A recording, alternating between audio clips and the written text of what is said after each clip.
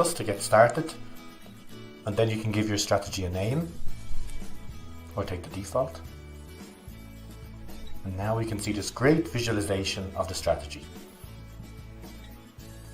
Firstly, you can pull out the price aligned depth chart and then grasp the strategy itself. Pull on this blue bar to tell it how much of the history you want to use, and adapt the red bars to indicate the buy and sell margins.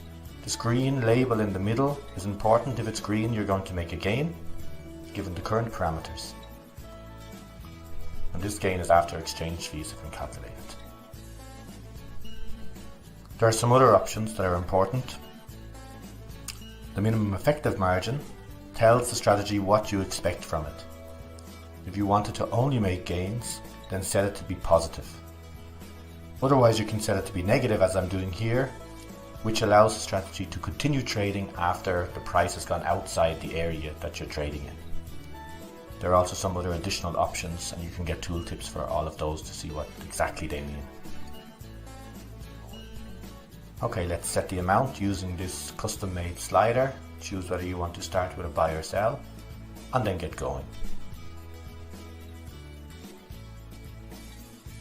So the order is placed by the strategy. If we hover it, we see it owns this order. And in fact, it's even possible to adapt this order. So we can dynamically adapt strategy orders.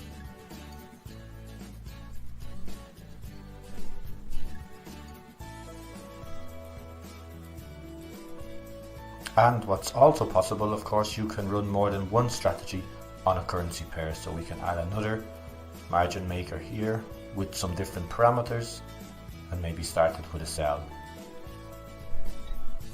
You can play around with that.